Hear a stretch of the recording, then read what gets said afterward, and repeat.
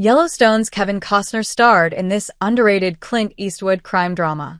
To any cinephile over 30, it doesn't feel right to call Clint Eastwood's A Perfect World underrated, and yet if you ask Google, it'll tell you that the 1993 crime drama is considered to be just that. But if you're as familiar with the Hollywood legend's filmography as a director as I am, you damn well know that this Kevin Costner-led gem is a stone-cold classic, easily taking a spot in the actor-director's top 10. But let's not get bogged down by personal rankings preferences, and put them aside for a bit. There are more important things to talk about when it comes to this movie.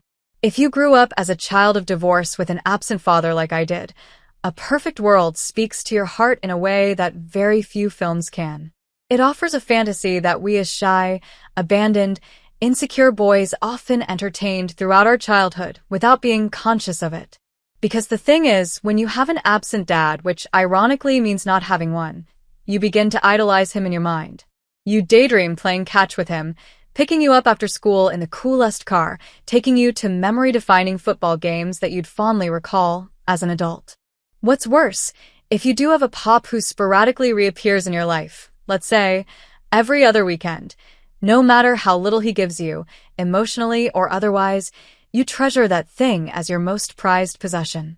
You overcompensate for a sin that isn't yours to bear.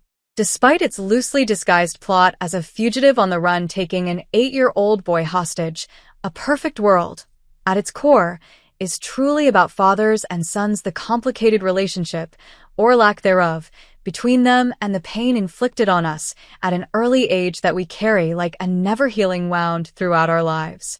Earning a boy's trust in A Perfect World. Set in 1963 in Texas, the plot follows Butch Haynes, Costner, as he escapes from a state prison with his moronic and nasty cellmate, Terry Keith Zarabajka, and they go on the run. This partnership isn't by choice.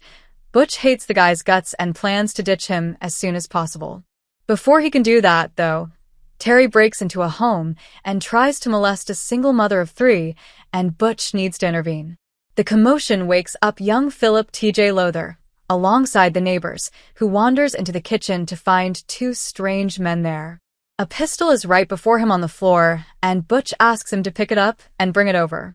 But instead of snatching it from the boy, he tells him to point it at him and say, "Stick him up."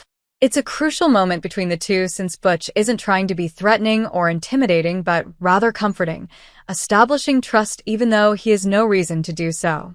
He doesn't plan to kidnap the child, but when a neighbor walks in on them with a loaded shotgun, he decides to take Philip in order to flee the scene.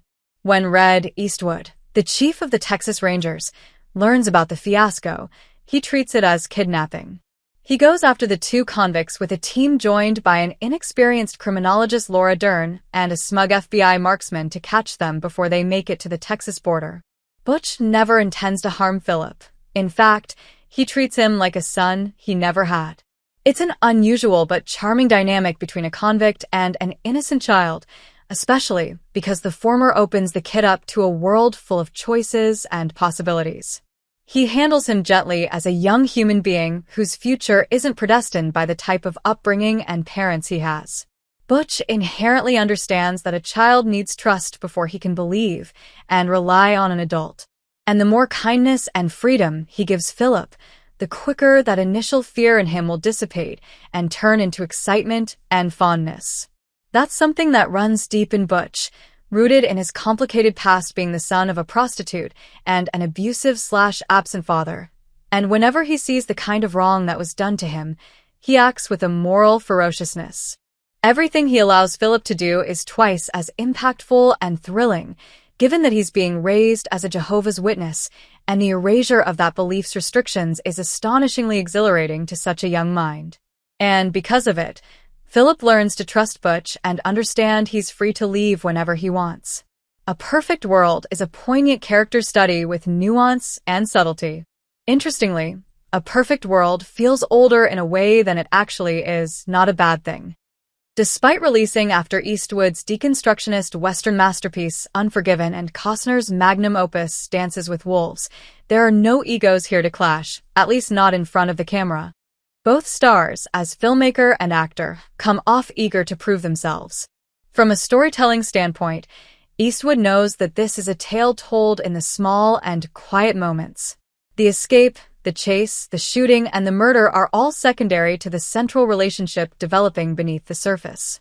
His blunt and old-fashioned character in the film takes the backseat and only comes forward when it can add to Butch and Phillip's arc. It's the right decision since Costner's deep-seated portrayal is the main attraction here, and his effortless yet profound screen presence rules every inch of the picture. A Perfect World is a poignant character study with nuance and subtlety. It's a tale of men and boys, fathers and sons, future and past wounds, and how they correlate throughout one's life. It's one of Eastwood's and Costner's most heartfelt films, seeing them at their absolute best, delivering meaningful cinema that stands the test of time.